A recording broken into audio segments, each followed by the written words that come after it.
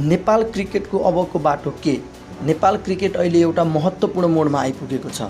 ICC cricket world cup league 2 को यो साइकलमा नेपालसँग अब मात्र 5 खेल बाँकी छन्। पछिल्लो हारसँगै नेपाल 6औं स्थानमा झरेको छ। नेपालभन्दा तल अहिले क्यानाडा र युएई छन्। तर सबैभन्दा ठुलो चिन्ताको विषय नेपाल र क्यानाडाको अङ्क बराबर छ, तर उसले नेपालभन्दा 3 खेल कम खेलेको छ। नेपालले आफ्नो ओडिआई स्ट्याटस बचाउन जसरी पनि शीर्ष 6 भित्र पर्नुपर्छ र अर्को सिरिजमा नेपाल सँगसँगै क्यानाडा पनि हुनेछ। त्यसैले त्यो सिरिज नेपालका लागि गर या मर जत्तिकै महत्त्वपूर्ण हुनेछ। पछिल्ला केही वर्षहरूमा नेपालले टप एसोसिएट नेसनसँग नियमित रूपमा क्रिकेट खेलिरहेको छ। 2 पटक टी20 विश्वकप मात्र खेलेन, 2023 को एसिया कप पनि खेल्यो र वेस्ट इन्डिज जस्तो फुल मेम्बर नेसनसँग टी20 सिरिज पनि खेलिसकेको छ।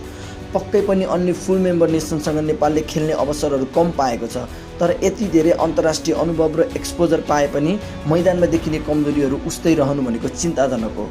नेपालले लगातार नजिक पुगेका खेलहरू गुमाइरहेको छ। अत्याधिक डट बल खेलेका कारण र बारम्बार एउटै गल्ती दोहोऱ्याएका कारण नेपालले यस्ता खेलहरूमा चाहिँ जित हासिल गर्न सकेको छैन। सिनियर खेलाडीहरूको प्रदर्शन पनि निकै इन्कन्सिस्टेन्ट छ। उनीहरूले खेलको जिम्मेवारी लिने, परिस्थिति बुझेर खेल्ने र आफ्नो विकेटको मूल्य बुझ्ने पक्षमा सुधार गर्नुपर्ने देखिन्छ। हरेक हारपछि हामी बारम्बार यही कुरा सुन्दै आइरहेका छौँ, वी आर लर्निङ। तर त्यो लर्निङ किन वास्तविक खेलमा देखिँदैन? यही प्रश्न अहिले धेरै समर्थकको मनमा छ। नेपालको वर्षौँदेखिको सर्ट बल विरुद्धको सङ्घर्ष फेरि पनि हिजो नामिबिया विरुद्धको खेलमा देखियो। नेपालका अधिकांश प्लेयरहरू सर्ट बलमा आउट भए र थोरै मात्र खेलाडीले बललाई नियन्त्रणमा राख्ने प्रयास गरेको देखियो र बारम्बार एउटै गल्तीहरू दोहोरिरहे। अर्को कुरा, सफल खेलाडीहरूले आफ्नो बलियो पक्षलाई नै आफ्नो हतियार बनाउँछन्। उदाहरणका लागि नेदरल्यान्डका कप्तान स्कट एडवर्ड्स, उनलाई स्विप सर्ट खेल्न एकदमै मनपर्छ र उनले आफ्ना धेरै रन यही सर्टबाट बनाउँछन्। नेपाल विरुद्ध पनि उनले लगातार स्विप सर्ट खेल्दै रन बटुले, तर विडम्बना, नेपालले त्यसलाई रोक्ने कुनै पनि स्पष्ट योजना बनाएको देखिएन। यही योजनाको कमी नेपालमा बारम्बार देखिन्छ। र समस्या यतिमा मात्र सीमित छैन। नेपालको टिम सेलेक्सनदेखि क्याप्टेन्सीमा सधैँ प्रश्न उठ्दै आइरहेको छ। Bowling rotation, proper field placement र म्याच अवेरनेसमा नेपाल अरू टिमभन्दा सधैँ कमजोर देखिन्छ।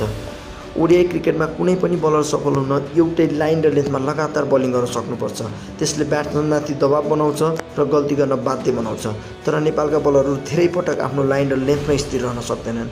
हिजोको खेलमा करण केसी र बर्नार्ड सौल्सले जुन तरिकाको बलिङ गरे त्यो तरिकाको बलिङ ओडिआई क्रिकेटमा आवश्यक छ।